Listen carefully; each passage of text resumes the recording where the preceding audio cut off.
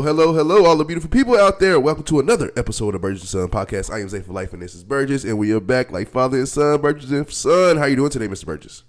Pretty good. A little sore, but good otherwise. Good otherwise. All right. I know you been going through a lot lately, and we haven't been back in like 2 or 3 weeks now. It's been almost a month. Always? Yeah. Really? Yeah. It's been a while, but we are back and we are ready to go. I am happy to be back. You happy to be back? Oh yeah, for sure. Oh yeah. And you know what? I see you are studying like a motherfucker with your jersey on. So that's what we're going to start with today is the playoffs. NBA playoffs are almost finished. We are in the conference finals, in the Western and Eastern Conference finals. And then after that is the finals that starts in June. So let's go right away with the team that you have on your chest. They are killing the Cavaliers right now. And the Cavaliers actually had a step on them in game one, up by like 22 points with 8 minutes left in the fourth quarter. I put the phone down and said, this game is over. I went to go actually do what I was doing. I come back, and the Knicks are up by 2, and I said, huh? What just happened? And then they proceed to win that game. Let's talk about that first. Let's talk about this series. How you feeling about the Knicks? Well, I looked outside today, and I looked up in the sky, and I saw orange and blue skies, baby. Orange and blue skies. The Knicks are going to the finals, man. Are they going? They're going. You calling it? I'm calling it now. You can't. Don't choke it up. Hey. Now the Knicks may make me look like an idiot, but I'm gonna ride it until I can't. So they're 3 up on the Cleveland Cavaliers, who we snatched their hearts in game one. Yes. The only shame about that game is that I didn't see it. I went to bed when they were getting their ass kicked and had to wake up and find out we came back and won that game. Yep. But as soon as I saw that we won that game, I was like, we're going to win this series because we snatched their hearts that game. Yeah. Their hearts are snatched, man. Yeah, they haven't been playing the same ever since then. Yeah, no effort on their part. They just know they're going to lose. I love it. Kind of like, and it's kind of low-key deja vu, but and I don't want to bring this up as negativity, but like remember last year when you guys were up on the Pacers and the Pacers like won that game one, and like y'all just did not look yourselves since after that game one. This is the same. Why are you bringing up old shit? Now, that's what I said. It's reversed now. Now. It's reversed now. So y'all beat Cleveland like that in game one, and they haven't looked the same. So y'all, that's crazy how that comes about. And look, it made y'all better. Now look what y'all doing. Y'all about to go to the finals. Yeah, we killing. Yeah, now, whoever we face out of the Western Conference, I mean, we're in for a very, very tough series. Who would you like to face? Ideally, I would say the Spurs, only because they're more injured. Okay. But you know what? It doesn't matter at all. I mean, really. But to be honest, both teams are better than the Knicks. Do you think so? I do. And both teams have the potential to beat the Knicks. Yeah. We also, I believe, have the potential to beat both teams. Yes. So it'll be very interesting, once, that gets settled over there, because that is 2-1 right now. It's looking like that's a dogfight. I think Spurs got to win tonight. I don't think Cleveland has anything left. All they got to do is lay down like a doormat and let us wipe our feet on the way into the conference finals. I want to say one thing about that too, because like I know people are going to talk and people going to say, oh well, at the end of the day, we're like, oh, it's just the Cavs. First of all, the Cavs, like I get it. We have all had our concern about James Harden, and we've all seen the contagious he is to the playoffs, so he can't show up in the playoffs. And I get that, but all in all, like James Harden's still a good player. Donovan Mitchell is still a top 20 player in the NBA. Evan Mobley, in my opinion, is one of the top power forwards in the NBA. And then Jared Allen is right behind Wemby and Chet when it comes to defensive centers.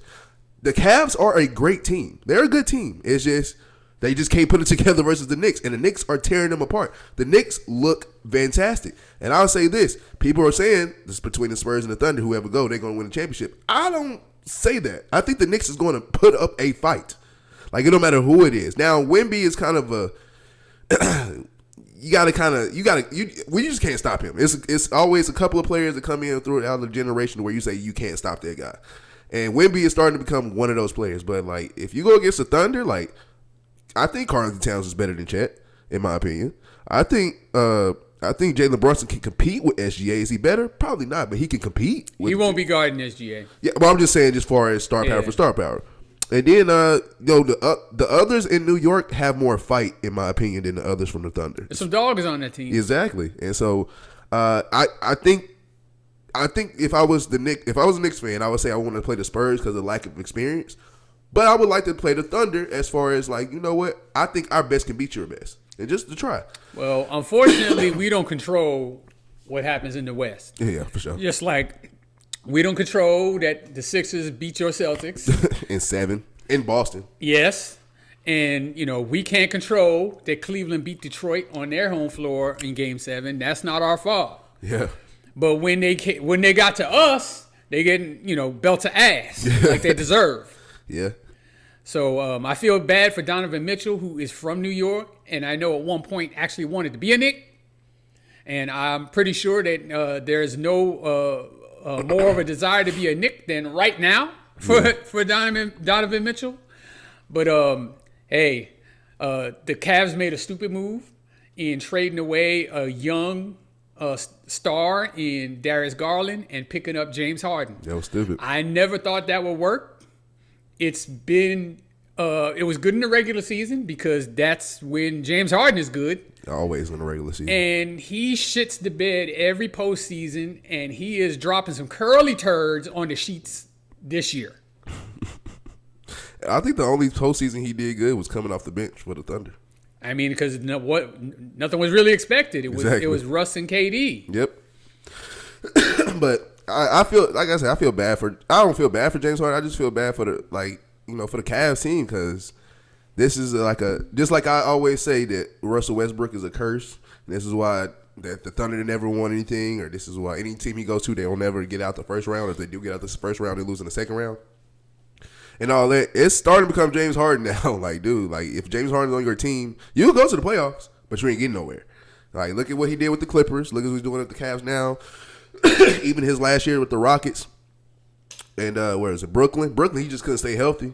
And so it's a domino effect with him. And I just don't know what to think about him. But speaking of the Western Conference Final with the Spurs and Thunder, that is a great ass series. Spurs took Game 1 in OKC. Victor Wembanyama pulled out the most video game stat line I've ever. The shit he did, I'll do that on 2K in my career. As regular playing. This man is a real live human that put up 41 points, 22 rebounds, 24. Get it right now. It's insane. Yeah, and 3 blocks. The dude was amazing. And then he was a whole cheat code. And then it was an overtime where he said, "Fuck it, I'm putting it in my own hands," from and drilled a 3 from the logo. And I mean, if he misses that shot, they definitely losing that game. Yeah, they're down 3 with under a minute to go. I think it was 30 something seconds left in the game, something like that. So he had to make that shot, and he no hesitation just drilled it. Bang. I was watching damn. But what had me mystified about that game is the way OKC defended him that game, because they had Jalen Williams guarding him for most of the game. They got a 7'2" Chet Holmgren, who they're paying all these millions of dollars to, and you're not going to put him on the opposing team's 7'4" player? And let's not get it twisted. Chet Holmgren was the second in Defensive Player of the Year. So why are you not putting a top defensive player? Why are you? I mean, you see he's destroying you. Why wouldn't you put your best defender on him? Yeah, I didn't understand that, and I think that's on the coach for Game 1, because OKC probably should have won that game, but dude, Victor Wembanyama is a whole cheat code. But there's a couple of other players on that team that I'm really impressed with. Despite all the turnovers, Steven Castle, that's a bad boy. All right. But he's not oh my God. He's not a point guard, so putting him in that role, he's kind of showing you he ain't a point guard with all them turnovers. But Dylan Harper, and he's dude's a rookie. A rookie. That dude's a rookie, and he is balling. When I tell you, I say he should have been in that talk about Rookie of the Year. Balling. I think going forward, San Antonio, the Spurs are a very, very young team. Right now they have De'Aaron Fox, who's, he's still a young guy, but what is he, like 28, 29? He's got to be pushing 30. I think they're going to eventually hand the reins to Dylan Harper. Yeah, they will.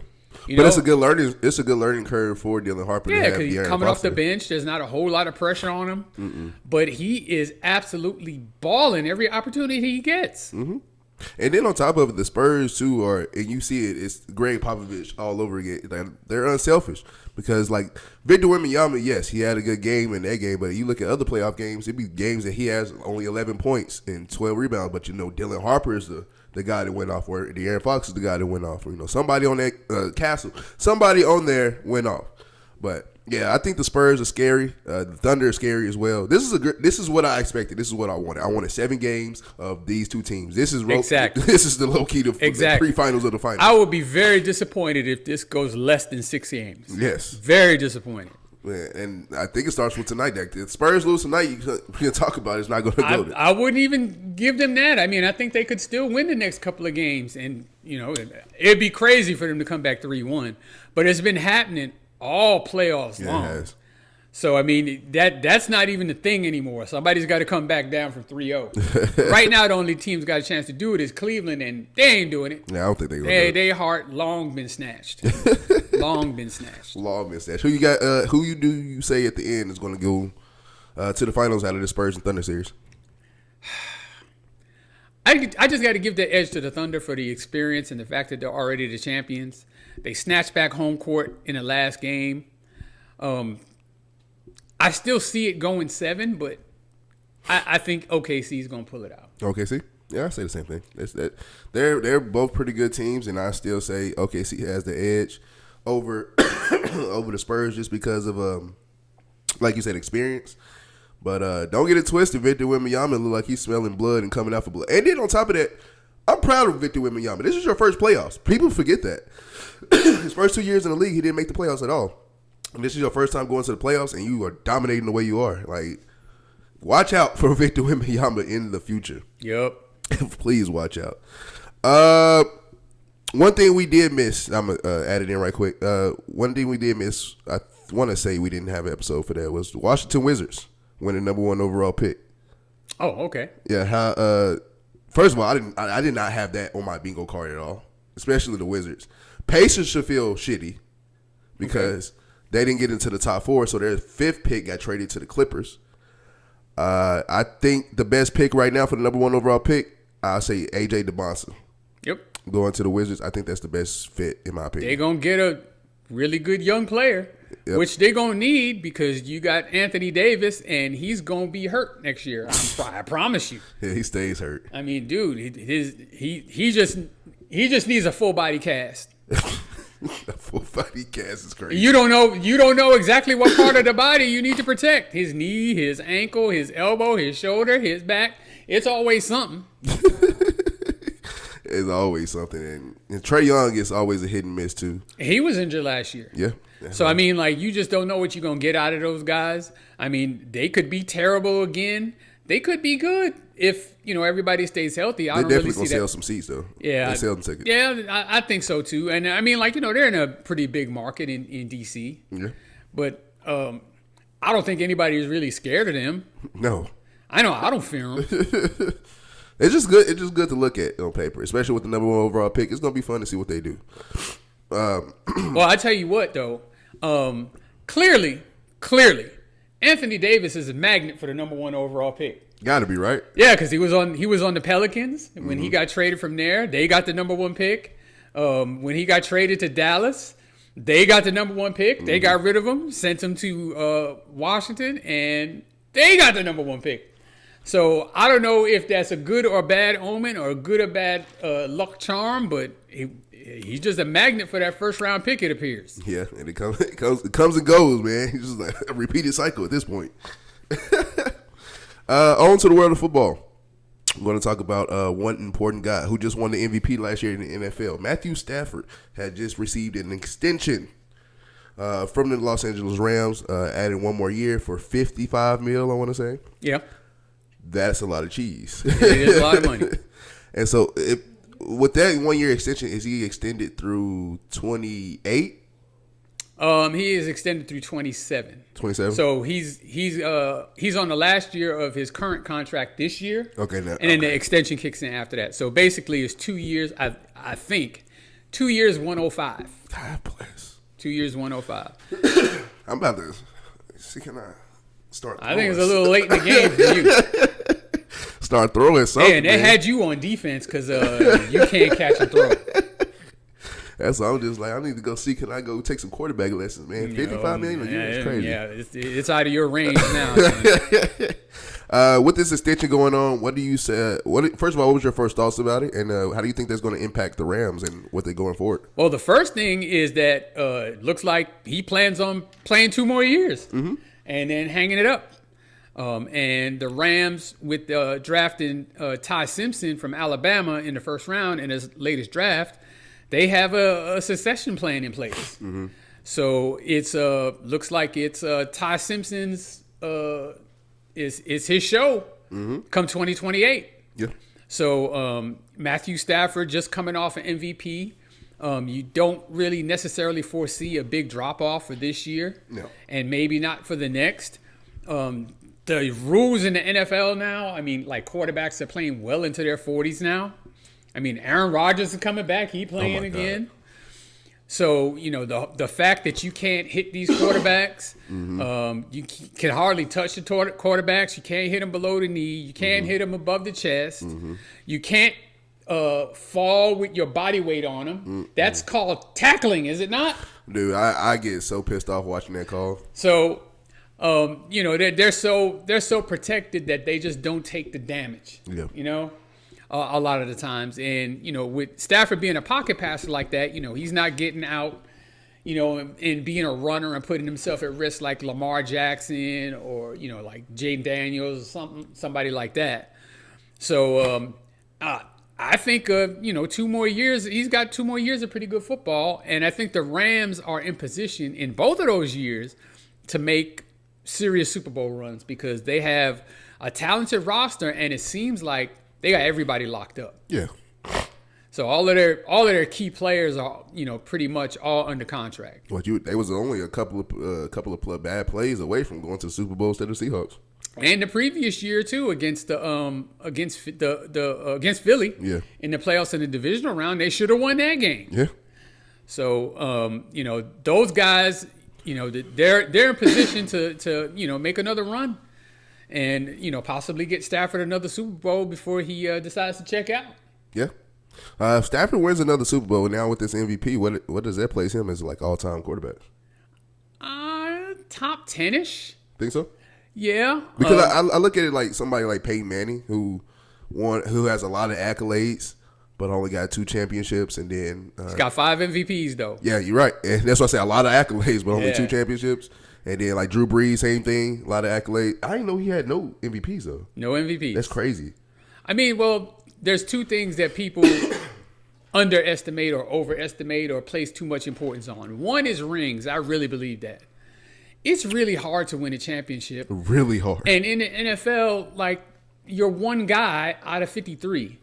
I mean, now the quarterback is the most important, so, you know, they factor in the most.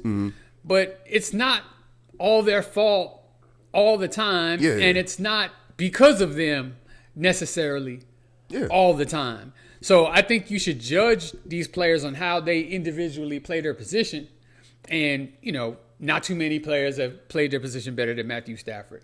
So whether or not he gets another Super Bowl, I think he cemented himself as one of the greats, and I have no doubt he's going to be a Hall of Famer.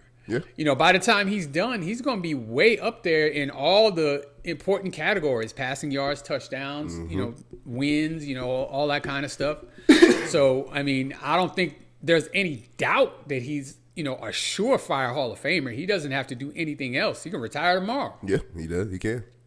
I look at it as like I was saying, like with Peyton Manning's and the Drew Brees and all these other quarterbacks to where like they continuously try to have conversations about it. And I saw somebody bring up Matthew Stafford and they was like, oh, he's not even in the conversation. I'm like, but why not?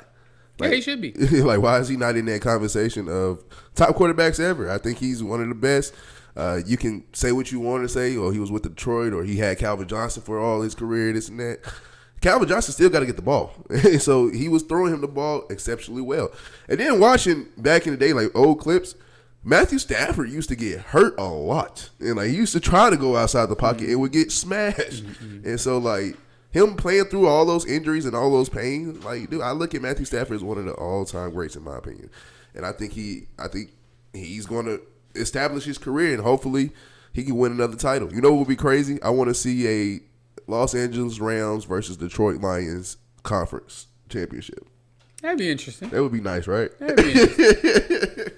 In Detroit or I was in Detroit or in LA? What you think would be more drama? It doesn't really matter where it's at. Yeah. I don't think Detroit's got enough to get there though. You don't think so? Nah. Why? Well, I mean, Goff is okay, but I just don't think they got enough. Goff is he's a quarterback now. He's okay. I mean, like, look, if it was like him or like the average quarterback, I say he's above average. He's a good quarterback. I'm just not convinced he's a championship caliber quarterback. Would you put Goff over Brock Purdy? Yes. Really? Yes. Okay. Only because there's more of a body of work there. Yeah. Oh, that's the only reason. But I mean, like, I'm not overly impressed with Goff. And, Detroit has, they have some talent, but it just doesn't seem like they can put it together. I think losing Ben Johnson really hurt their offense. Yeah, it did. And I think losing Aaron Glenn, even though he is having a horrible time in New York with the Jets, I think that hurt them too. And I don't know that Dan Campbell has been able to recover. It just goes to show you how important assistant coaches are. Yeah, coordinators and assistant coaches people, for sure. People think it's all the head coach all the time. It really isn't. It's not. No. Like, a lot of people don't understand it. Like especially for football, because you got a lot of more players. Like, it's rare that you see your head coach, especially like high school is different because it's a little bit less like that. But when you go to that really D1 college or that professional league, you barely see your head coach unless you have a good relationship with him. But other than that, like, you barely see him. Like, right. The quarterback would, of course, but yeah. Like the defensive tackle, no. Unless he's like even if he is, it's not going to be that. Or something. Even if he is, it ain't that much. Yeah. And then on but you see most of your position coaches before you do. Right. Every day before you do the head coaching. Oh, absolutely. That's what a lot of people don't understand about it. And so, like, yeah. The head coach is an administrator. Yeah, pretty much, yeah. I mean, people don't understand that. Coach, the head coach coaches coaches. Yeah. And then the assistant coaches coach the players. Yep. That's how it goes. Yep. And it'd be crazy how especially when they show like some coaches get into it on the field or something. I was like, yeah, see, everybody got those. Everybody be hot, man. Yeah, they're administrators and then they manage the game. They call the timeouts, they make the decisions on when to challenge and all of that kind of stuff. Mm-hmm. But most of the time they defer to their assistants. That's what they do. Yeah. But like I said, I want to see a Lions and Rams conference championship. That would be cool. You think your Commanders can get back to the conference championship? If I'm being bluntly honest, no. I don't think we have enough this year. But it's the roster's not finished. Mm-hmm. There's still so much that needs to be filled in. There's some rather big name free agents that are kind of still out there. You just don't know exactly how everything's going to pan out. I did see a pair of brothers that can go to the Commanders. Are you talking about the Diggs brothers? And hell no. Please no. Please don't do that. For one, Trayvon Diggs is done. There's a reason he got released from Dallas, and there's a reason he got released from Green Bay. Oh, he got released from Green Bay? Yes, he's done. He's over. I didn't know that. Look, unfortunately for him, this is just a case where injuries was too much for him to overcome. Mm-hmm. He was able to have, some really good seasons with the Cowboys and actually be a dominant corner for a year or two. But now, dude, and we need corner help, he's not the answer, I'm telling you. What if you can get him, though, but transfer him over to safety? Dude, he's not shown himself to be a hitter like that. I mean, right now you don't need to be a hitter at safety anymore. You can't. You just said it earlier. You can't even. The rules have changed. You can't even hit like that. Nah. I just don't see it. And as for his brother, Stephon Diggs, his skills, his savvy, his experience is fantastic. It's and he just great. got out for Super Bowl. And he would be a great addition talent-wise. I just don't think he'd be a good fit because he's a complete diva. We already have a number one wide receiver, so we don't know how that's going to work, the dynamic with him and Terry McLaurin. We don't want him stunting the growth or, causing issues for Jaden Daniels. Jaden Daniels has to, be that leader that has got to be that guy. And I don't know if Stephon Diggs would defer to him. And then, he's got his off the field drama. I mean, I know he skated with this with the assault case with the chef or whatever he was accused of there. But he's just there's too much surrounding him non-football wise. Too much baggage. Yeah, man, and he's a notorious diva. I was watching.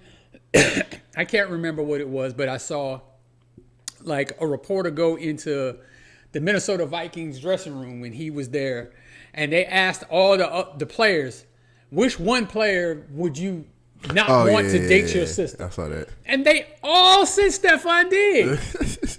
What kind of a jerk, what kind of a premium asshole do you have to be for everybody to say they don't want you dating their sister? It ain't like this is like some random. No, these are your teammates. Yeah, these are the people who know you well, that you spend every day, all training camp, you practice and work with them every day, and they wouldn't want you with their sister? All of them?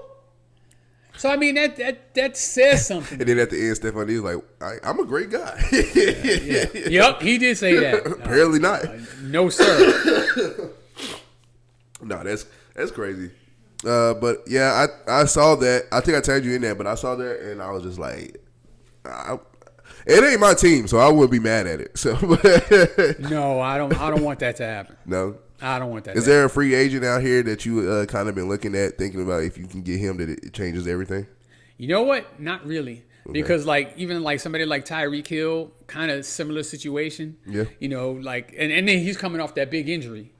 And, he's got a ton of baggage and a ton of babies and a ton of baby mamas. Just like Stephon. So, I mean, it's is that the kind of drama you want to bring around your franchise, around your young quarterback? Yeah. So, no. We do need some receiver help. And, I know Ayuk is kind of out there. But what I'm hearing about his health situation, I don't think that'll work out. And I know him and Jaden Daniels have a relationship, but I don't know. I don't know about his health situation. Maybe on a 1-year deal for the cheap, you're taking a chance. But nobody really strikes me off the top of my head as a free agent. But, I'm pretty sure we have to make some moves to fill out the roster. Yeah. So we'll see what happens. To be honest, the year before when we made the conference championship game, I didn't think we had enough to get there either. And we got there. So, hey. Yeah. And it was crazy how y'all did get there. Y'all beat the Lions that year. The Lions was number 1 in the NFC, I think. Yep. Or number 2, 1 and 2. That was crazy. But all right. We're going to bounce back to basketball, actually, and talk about some end-of-the-season awards. All right. First off, we're going to start with the Rookie of the Year. Rookie of the Year was Cooper Flagg, of course. I think we both called that Cooper Flagg. Oh, yeah. And I told you that one time. I was like, you got to start off his career right. He got to win that Rookie of the Year, which is well deserved. It ain't like they just handed it to him. He deserved it. He deserved that. He was the first rookie since I don't know what to score 50 in the game. Was it 40 or 50 in the game he scored? I think he did have a 50-point game. Was 50? Yeah. I was like, Jesus. As a rookie, so he's coming in. They got some hindsight. They got some. They look kind of cool with what they're trying to do in Dallas. Speaking of that, Jason Kidd got fired. They mutually agreed to part ways. That's a nice way to say he got fired. That's a very nice way to say that. So I want to see how that's going to play out for them and the Mavericks in the future. But then defensive player of the year has went to Wemby. Wembanyama with Chet Holmgren placing second in the defensive player of the year voting. Wemby was unanimous, first one ever. Really? Yes. That's nasty. And that well deserved again for him. Mm-hmm. I think Wemby he's gonna be getting that award more than one time for sure. For sure. And so him and Rudy Gobert bringing those awards back to France, ain't they? Yeah. Too bad they couldn't defend themselves in World War II. They had to bail their asses out. How did Wow. But then MVP once again, back to back. When's the last time we had a back to back MVP? Didn't Jokic go back to back? I don't think Jokic did. I want to say Giannis. Giannis definitely went back to back. So, yeah. And SGA wins the MVP again. I'm not surprised about it. And I'm not mad about it. Now, you have cases for like Wembanyama, or you have cases for other players. Luka, if he didn't get hurt, and all these other players. But, of course, SGA, he deserves the MVP. I think I didn't really hear his name in the this player's name in the MVP voting. But after watching what he's been doing in the playoffs, Jalen Brunson, why is he not even in that talk of like top players in the league right now? Like, he is on fire. I think he is now, like right this moment. Yeah. But yeah, he wasn't in the MVP discussion. Yeah. I think the previous year he was more in the MVP discussion than this year. Yeah. Which is crazy. Yeah, SGA, I don't have any problem with any of these awards. Okay. In fact, we after the season we picked who we thought, and I think we all three picked the same, mm-hmm. and that's what happened. Mm-hmm. But early for next year, I'm going with Wemby for the double. He's going to win MVP, mm-hmm. and he's going to win Defensive Player of the Year. You think so? That man's, what do they call him, an alien? Yeah. Dude. He is literally an alien. I'm going to call him an avatar. You seen the movie Avatar? Yeah. Like with them 8-foot tall great creatures with them super long arms? Yeah. That's Wemby. They need to start calling him Avatar. I like the alien logo they got for it. It's kind of cool. But, yeah, dude. First of all, Wembanyama to be, what is 7'4"? You're 7'4" already. And if you put your arm up, that makes you 8'4" at this point. No, more than that. I think he can dunk without jumping, so he can just about touch the rim. The rim is 10 feet. That's insane. Madness. What size shoe you think he wears?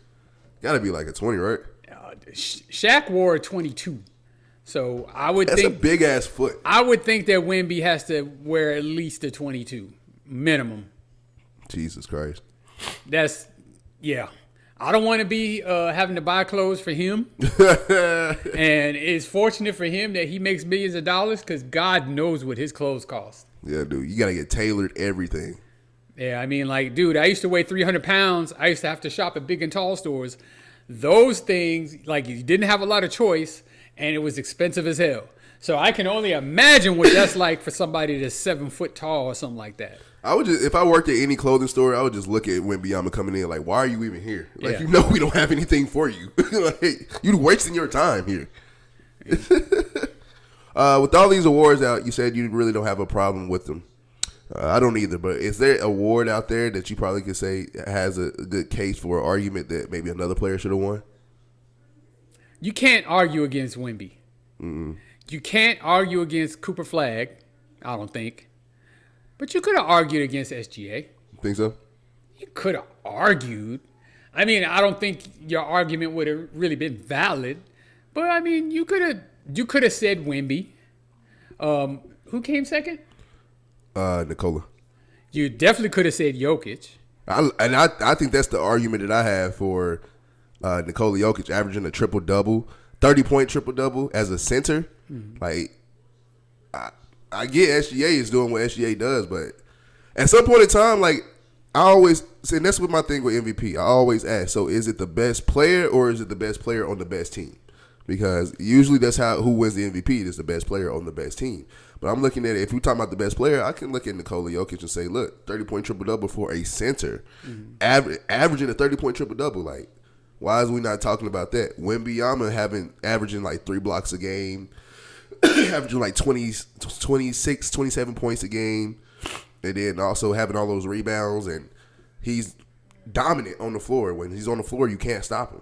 And without Wemby, and we seen it, and whenever he got suspended in that one series, that one game, they didn't do nothing without him. Yeah. And so like, I always ask that question about the MVP award, but I don't know. What would you think? It is the best player or the best player on the best team? So the MVP, just the way you look at it, it kind of depends. So, like in the NFL, it has morphed into the best quarterback. And then they also have a separate award for Offensive Player of the Year or Defensive Player of the Year. In basketball, there's nothing like that. There's just MVP. They most improved, but they don't even. I would say if it's difficult because a lot of times, but not all the times, the best player is on the best team, and, it's kind of easy. But then there's cases, such as this where, like, someone like Jokic has such an outstanding, like, once-in-a-lifetime type season, but it doesn't seem to have the same impact on his team. Yeah. And, if you take Jokic away from Denver and you take SGA away from Oklahoma City is still the far superior team. So then who's really the MVP? You know what I'm saying? Yeah. That's what I'm saying, too, because, clearly. I don't really know how to answer that. Yeah. I have no problem with SGA winning MVP. Yeah, I have no problem. And if Jokic would have won it, wouldn't have had a real problem with that either. So it just depends. There's times where I think, like, players have gotten robbed for the MVP. Oh, yes. Like, there was a year Steve Nash won it. That should have been Shaq 1 year. There was the year Derek. Wait, didn't Steve Nash win it twice? Yeah, but I think he deserved it 1 year. I said 1 year that everybody was talking about Kobe trying to win it that year. And then, there's a lot of people who say he robbed Kobe. And then the year Derrick Rose won it, that was LeBron's first year with the Miami Heat, and he just caught a whole bunch. He was still riding a whole bunch of hate, but he was so far and above being the best player in the league. Like, but some of LeBron fatigue, they weren't going to give it to him. There's some other instances. There's some instances where Michael Jordan could have, should have won the MVP. I think the last year that Karl Malone won it, I think Michael Jordan should have won it. The one people talked about the year that Charles Barkley won, it should have been Michael Jordan. You can argue that too. So I mean, there's a lot of different ways to look at it. Like I said, I don't begrudge SGA. I said this, even though we was just talking kind of shit about him though, but I think James Harden got robbed out of a couple of MVPs. By who? One was Steph. I disagree. But it was 1 year that James Harden was averaging, he was averaging like 30, 35 points a game. And it was for 1 month, he was averaging 45 points a game. Yeah. And he had a hell of a stretch. Yeah, that's when he was in Houston. And he did not win MVP that year. And I was like, what? Like, dude. And I always question it too. It's just because, I have my beliefs and like my disbeliefs about it. Like the one time that Steph Curry won unanimous MVP, I was like, I'm not knocking him for it, but you mean to tell me out of all the history, we talk about Jordan all day, every day. We talk about LeBron all day, every day, but Steph Curry is the one to get first time unanimous MVP? Like, no knock to him. Shit, I'm happy for him, but there's always questions that can come up with that. I would feel like you would think. Yeah, but I don't begrudge Steph his MVPs either. I think he deserved both of them. Oh, yeah, I thought he got 3. I think he's only got 2. Oh, really? I'm going to search that up. All right. Got a segment that we haven't done in a while. We got List of the Week. List of the Week is where we take a topic out the hat and we pick a top 5 for that topic. Okay. And with this week's List of the Week is the most iconic plays in NBA playoff history. Top 5. All right. Let's do it. Playoffs including finals or no? Including finals. So okay. It's conference semis and higher. Okay. First round. I'm mostly gonna leave it out with one caveat. So number 5 on our list of the week for the most iconic plays in NBA playoff history is Kawhi Leonard's jumper from the corner to beat the Philadelphia 76ers in the conference semis in Game 7. So if you remember, that game was tied. Yeah. With about 4 seconds left.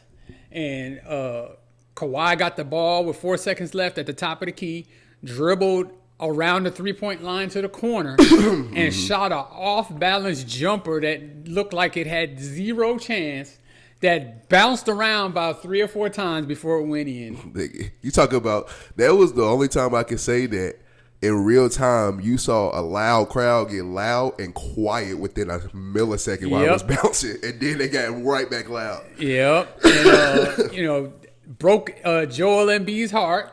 That was the game he was crying? Yes, it was. That he was crying after the game. In fact, he was right there next to Kawhi trying to block that shot. Yeah, I remember that. Didn't get there. And then, of course, Kawhi Leonard and the Toronto Raptors went on that season to win the NBA championship. But what strikes me about that shot, if you remember that playoffs, it was Kawhi or bust for Toronto. Yeah. They rode him like a quarter horse. Dude. All the way to the championship. And won it. And there was no doubt that he was going to take the last shot. Everybody in the building knew he was going to get the ball. It was just a matter of, could you make him take a difficult shot? And they did. And I bet you $1 million Kawhi Leonard could never duplicate that shot. Never. He could never make that shot like that, bounce around and fall in. So you can make the shot, but you can't make it like that. No, not like that. That was just miraculous. All right. So moving on to number 4. The list of the week, most iconic plays in NBA playoff history. Derek Fisher with his 0.4 second shot to beat the San Antonio Spurs in it was Game 5 of the 2004 Western Conference semifinals. Okay. So the series was tied at 2-2. The Lakers were down 2, needed a three-pointer. They were side out of bounds with 0.4 left. They inbound the ball to Derek Fisher, who immediately just hoists up a shot, and it miraculously went in. Three-pointer. So that shot was significant, of course, because they won the game because of the shot. It put them up 3-2. Going back to LA for Game 6, which they ended up winning and going on to win the series. Had he missed that shot, they lose that game. They're down 3-2. And they're in serious jeopardy. Now, they would have went back home for Game 6 and then had to come back to San Antonio for Game 7. But still, winning that game, sprungboard them into further into them playoffs. Wasn't it when he hit that shot, he ran straight to the locker room after that? I don't know I think his team mobbed him. I don't think he ran straight to the locker room. It was one of those. I think it was one of those shots. They took forever. They called it good when it happened, the referees. But, of course, San Antonio's coaches was like, he can't get a shot up in 0.4. It's impossible. It's impossible. So they reviewed it a million gajillion times, and he got rid of it. Yep. He got rid of it. I remember that. That was crazy. All right. So it is clearly the single greatest play he has made. Yeah. And I think it has reserved his place in Lakers lore because that saved the Lakers that year. All right. So we move on to number 3. Number 3 most iconic plays in NBA playoff history. LeBron James with the chase down block in the last minute of Game 7 against the Golden State Warriors in the 2016 NBA playoffs. That's number 3. Now, you remember that game was tied at that point. Yep. And both teams had gone several minutes without scoring. Nobody could put the ball in the basket. And the Golden State Warriors had made a steal and had pushed the ball ahead to Andre Iguodala, who was out in front, clear path to the basket. Nobody was there. J.R. Smith tried to get there, really couldn't. And then LeBron James out of nowhere, dude.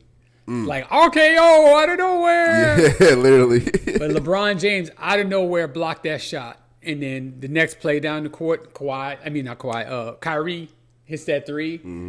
And that was Cleveland. History, legendary. But I think watching that live, that was amazing. That was like one of the best things I've ever seen live. That was amazing.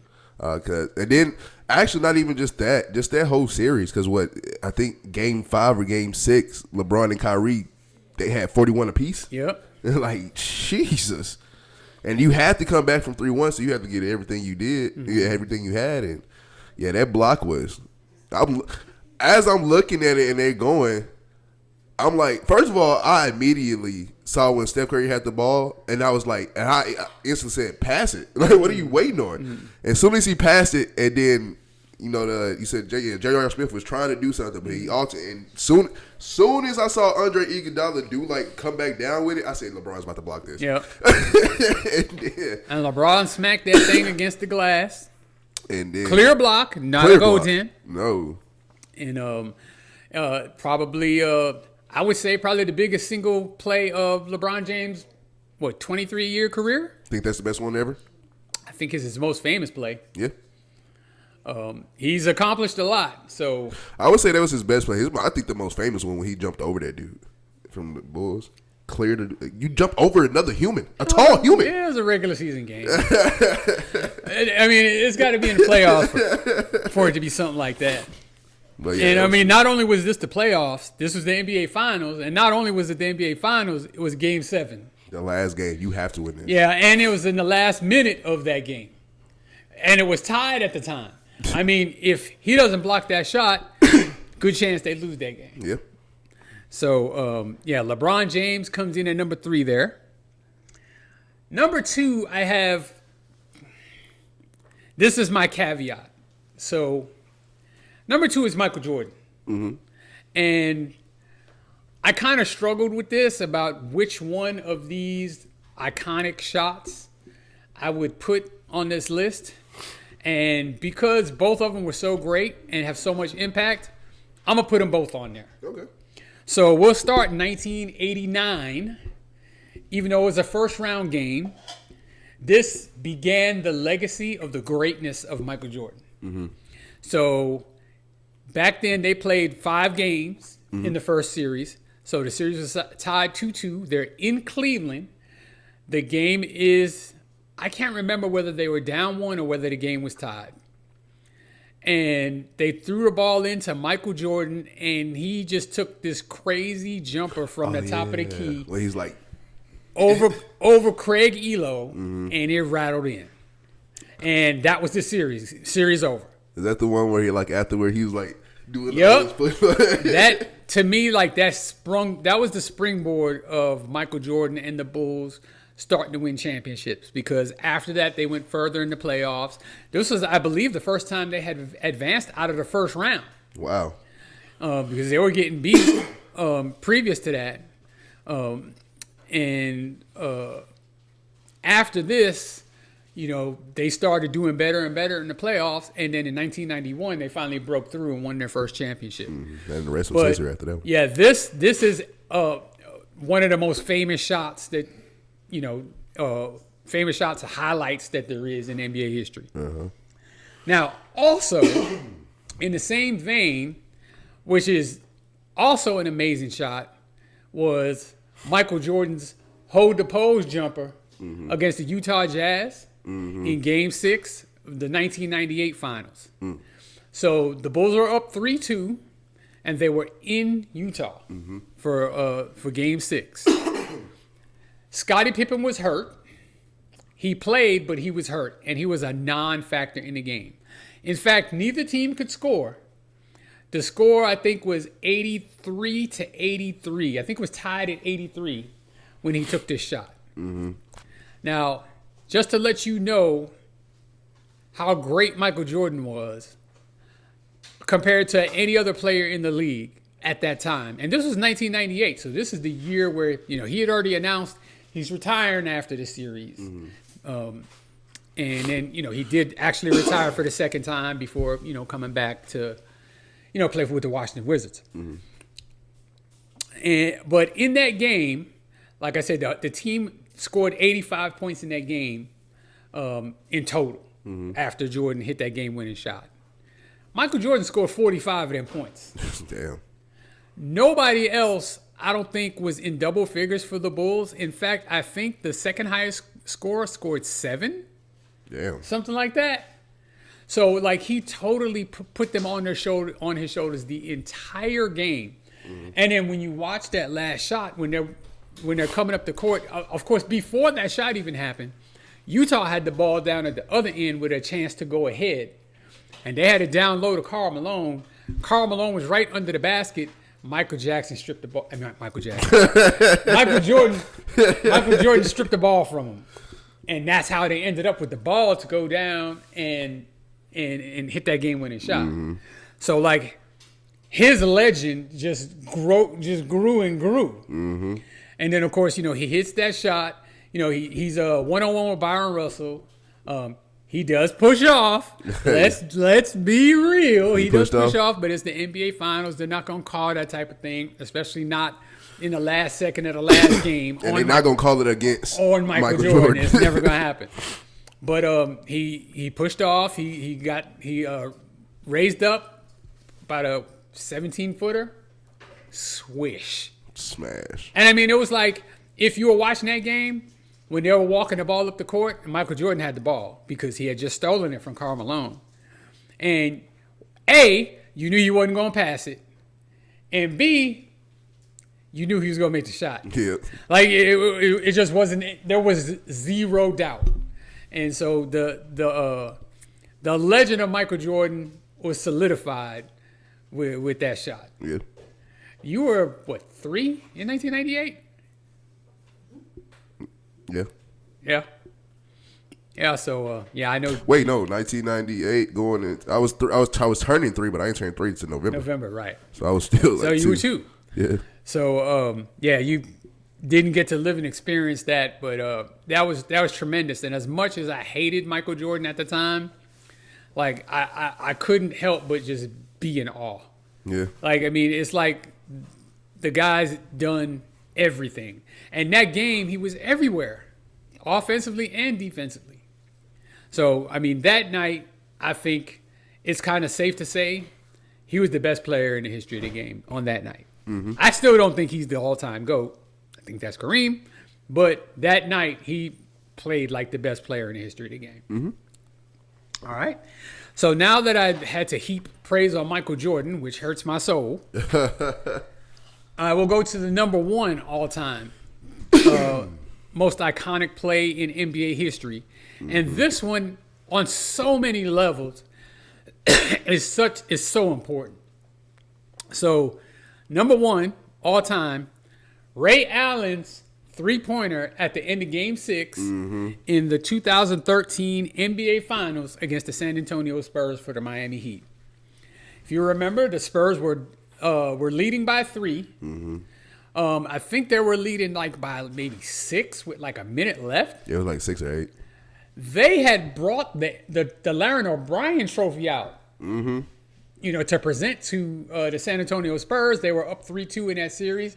They win that game, it's over. They win the championship. So they had already wheeled out the trophy for the presentation after the game. And LeBron James took a three-pointer and missed it. And Chris Bosh got the rebound and kicked it back to Ray Allen, who was running backwards. People forget this. Mm-hmm. He wasn't camped at the three-point line. He was running. He was well inside the three-point line. So he had to run backwards, make sure his feet were behind the line. And it wasn't like he was running. He was backpedaling. And he shot a 3 at a pretty low trajectory because he had to shoot it quickly because there wasn't time. And somebody was in his face. And he banged it.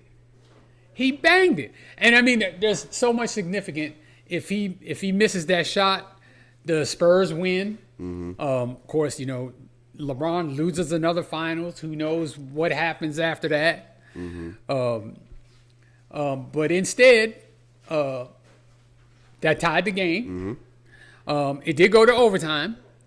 The Miami Heat won the overtime. That's when LeBron took over. That's when LeBron took over. And then wasn't that the same game he took off his headband? That was the first time I've seen him play without it. I was like, what? I don't specifically remember that. Okay. And then in the game 7, LeBron dominated again, and Miami Heat won the championship, and LeBron was the MVP. And so, just the incredible pressure of that shot. Yeah. Because there's shots that you take at the end of the game. If you miss it, you go to overtime. But if you miss it, you lose. Yeah. That's pressure. And then not only that, the degree of difficulty on that shot. Dude, with the limited time that you have and having to make sure you're in position. Hey, there's not a lot of room between the 3-point line and the out of bounds. You got to have your feet perfect. And he did. If you'd have had his toe on the line, they lose. Yep. I think they were showing something about that shot to where when he backed up, like he says he practiced doing that, backing up and knowing where he needs to stand, because they showed it, and when he shot it, his feet back heels was already up, and they was like, if he puts him down, he's out of bounds. Yep. I was like, wow. He's on his toes. Wow, that's nasty. It's the most to this day. It's the most incredible shot I've ever seen, as far as the level of difficulty and the impact. And what was on the line? Yeah, I don't know what other shot could be really compared to that. Because people say, oh, well, Kyrie's shot was the one that won Game 7 for Cleveland. Nah, the game was tied at the time. So, yeah, it was a big shot, and they won, but... And then on top of that, when Kyrie hit that shot, they still had like a minute and something left in the game. There was some time. It was more time than when Ray Allen had. Yeah. Way more time. Definitely. Ray Allen had, 3-4 seconds? I think when he hit the shot, there was like 1 second left. And San Antonio actually had a chance to take a shot after that, and they didn't make it. So I know something that'll make you happy.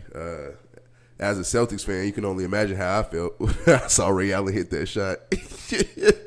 Like, you just left us to go to that team, and then you hit this motherfucking shot to help them win a championship, man. Fuck Ray Allen at this point. Well, at that time, they hadn't won the championship. They still had to win that game, which they did, and then they still had to win Game 7, which they did. And I don't remember where Game 7 was. I remember that Game 6. Well, it had to be in Miami. It was, yeah. That was the last. That series was the last year going 2-3-2.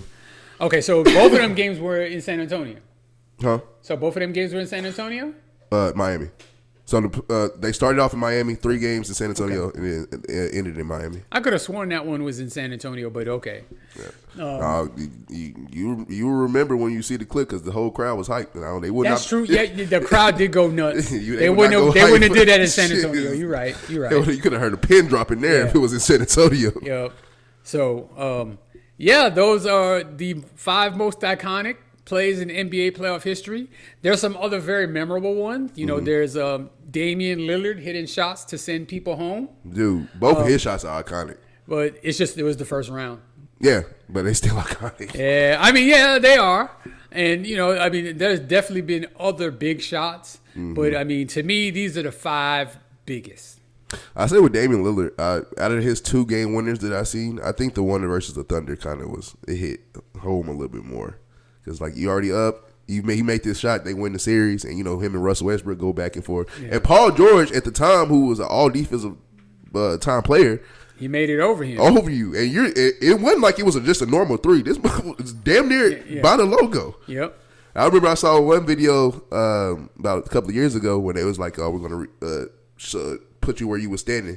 And then they took Dame over to the spot where he shot it. And then he looking at it, he's like, was I really this far? Like, yes. That's why everybody was looking at you like, why did you shoot that? Yeah.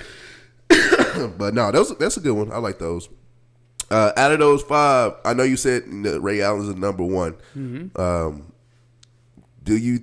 Which one of those shots do you think, or one of those plays do you think, if it would have hurt a legacy more if it didn't happen? So let's just say like Michael Jordan misses that shot and they actually lose their finals. Let's say LeBron or let's say LeBron had a goaltend on that block and they actually lose their finals. Or Ray Allen don't hit that shot. Yeah, I mean, like if LeBron was one step behind, that probably would have been a goaltend. Mm-hmm. So, which one do you think would probably be more realistic? Of like, what if like this could have probably happened like this? Probably the LeBron one, because like he had to have perfect timing to block that one without fouling him. Without fouling and not goaltending. Yeah. But that's a good one. That's a good one. Before we get out of here, I would like to say future.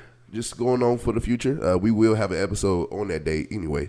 But going to say already Happy Father's Day in advance, just in case something happens again and we won't be on for some weeks. Father's Day is approaching. How you feel about Father's Day? Well, I'm glad you mentioned Father's Day. Mm-hmm.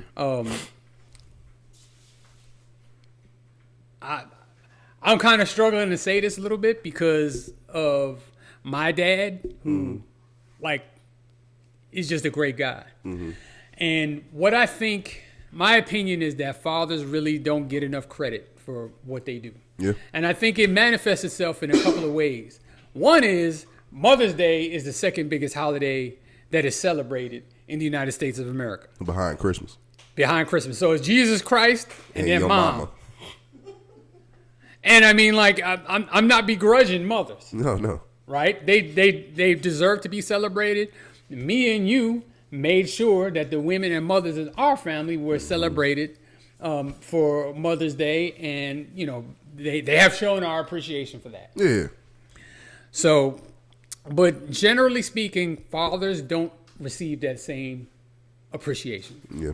And so one thing I want to do, and I know my father may never see this unless my sister somehow makes him watch it, is, I grew up with my mother and father in Bermuda, and there came a time when my mother and father split. I was about 13, 14 years old. Mm-hmm. And, we still had a relationship with our father. What ended up happening was our mother moved us to New York, and he stayed in Bermuda. Okay. So not only were we away from him, not living in the same household, we were living in a whole different country than him. Yeah. And back then, there weren't cell phones where you could call anybody in the world for free. FaceTime. Right. There was something called long distance for you youngsters out there. Long distance. There was something called long distance phone calls. They cost an arm and a leg. Where these phone calls were, especially to Bermuda, $1.50, maybe even more per minute.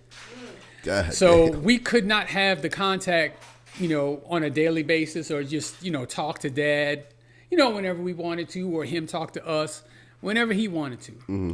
But we did spend, spring break. Me and my sister would fly down to Bermuda every spring break and every summer and spend spring breaks and summers with him. And as difficult as a situation as that was, even though I didn't realize it at the time, for him, I know you'll understand living with your kids, daily as you do.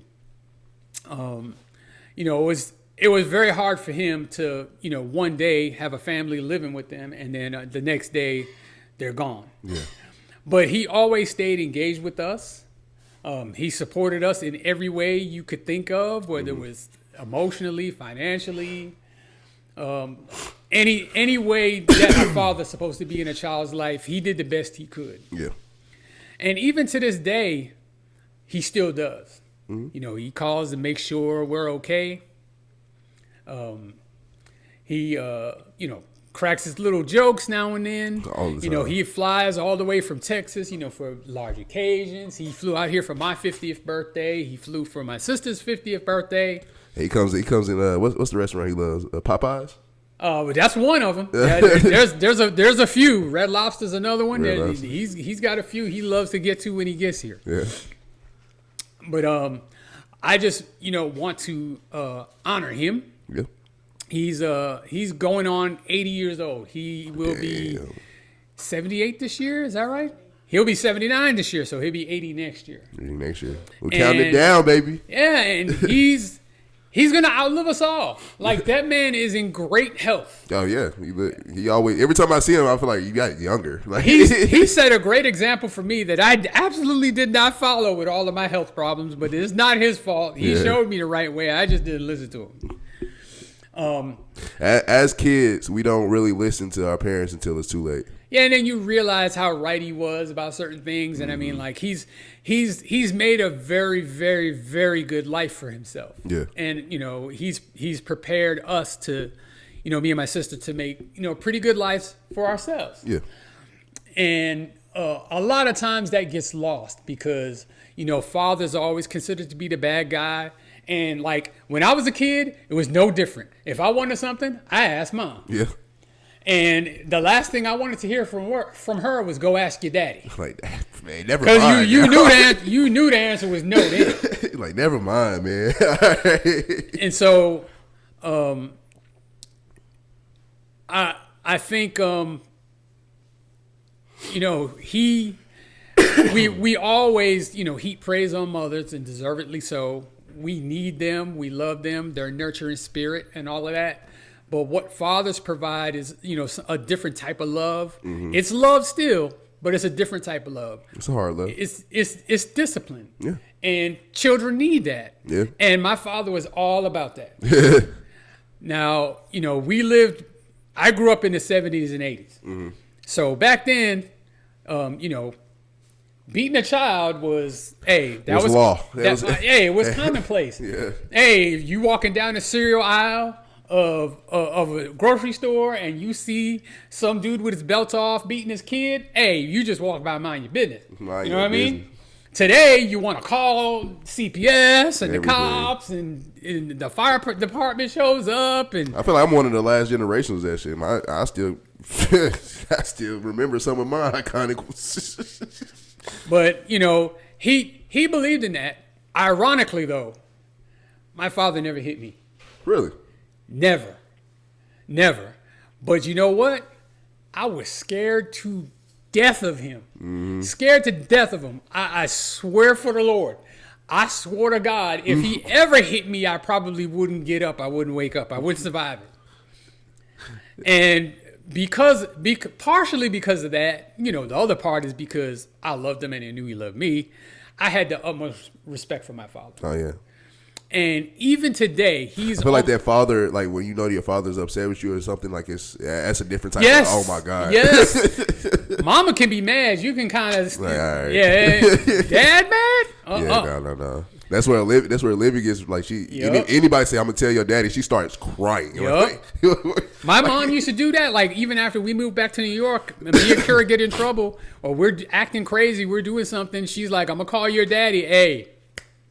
My dad was 700 miles of ocean away, and still the threat of her calling him would have us snap like, back. No. Oh, God, no. But, of course, for people watching, our podcast is called Burgess&son. Mm-hmm. And, of course, there's probably a lot of people who don't know that Xavier is not my biological son. Mm-hmm. So I met his mother when he was about 13 or so. Around that time. Yeah. And so I've had a role in raising him, and he's grown up to be a really good man, I believe. He's making a good life for himself and his family. Clearly loves his kids. Yeah. Clearly. And will do anything for them. Mm-hmm. I remember, some conversations that we had when you were a kid. Yeah. Like, if we're just having full transparency. Your biological father wasn't necessarily present as you would have wanted. Mm-hmm. And you swore to God you wasn't going to do that to your kids. Yeah. And I am so grateful to you that you keep that promise every day. Those kids love and adore you. And I respect the hell out of you for that. Hey, so in advance, by the time people see this, it will be Father's Day. So Happy Father's Day to you. When's the initial Father's Day? I think it's actually June 10th. Okay. So it's basically 2 weeks from today. Okay. We'll see. We'll see what we can do. Yeah, so. But I would like to say also to piggyback off that, I appreciate you. I do see a lot of the stuff that you was talking about that your father gave to you. I can see it within you. And then coming into my life at 12, 13, 14, whatever it was, what time it was, yeah, you would think that you are my real father. Everybody really thinks that you are my father, and it comes in, and I'm like, and then that's why they so confused when they come. I'm like, yeah, that's my mom and dad, and then I start calling you Keith. They like, wait, you call your dad by his name? I'm like, well, it's a long story, but but yeah, a lot of stuff that you have came through. You don't really know it like that because, like you said, fathers are not, I guess, appreciated every day, every second, like we would do our mothers.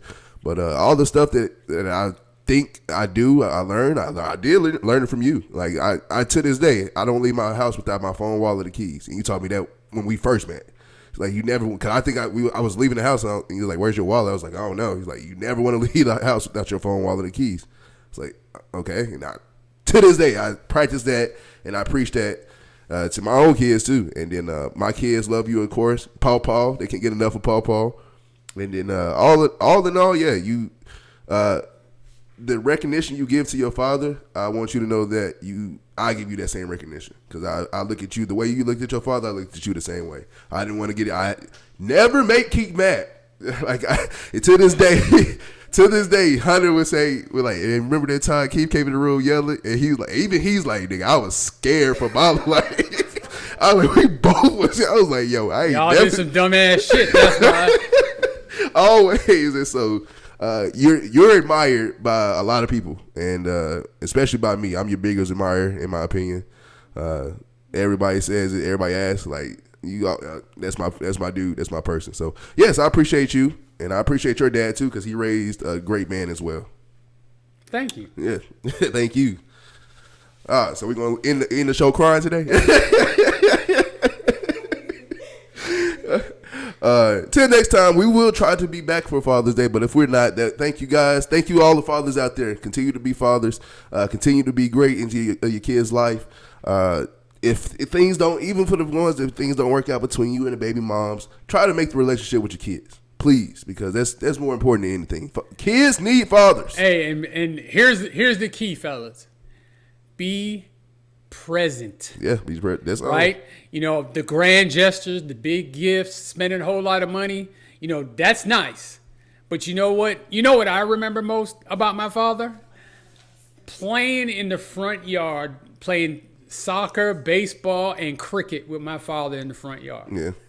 That's what I remember more than anything else he's ever done for me. Mm-hmm. So nobody else's dad was out there in the front yard playing with them. And all the kids knew Mr. Burgess. Mm-hmm. All of them. Nice. And all of them loved Mr. Burgess. Mm-hmm. Hey, that's nice. So, yeah, everybody seeing Mr. Burgess. Look, they outside again. So, yeah, don't let people minimize what you're doing when you are present. Now, if you ain't present, motherfucker, get present. Get present. Get present. But if you are present, don't let anybody try to minimize or diminish what you're doing, because that's the number one most important thing you can do for your kids. Mm-hmm. Everybody doesn't necessarily have the means to be some kind of big spender or super provider.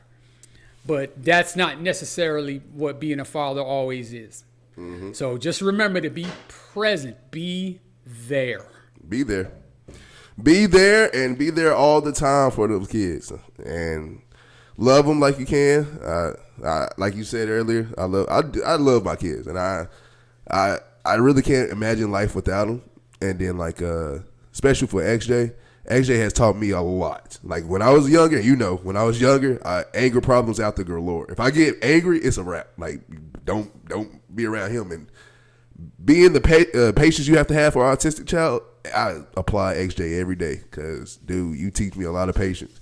And it's crazy that XJ kind of has my anger issues. If he gets angry enough, like he'd be angry. It was like, yo, calm down. Like, what is wrong with you?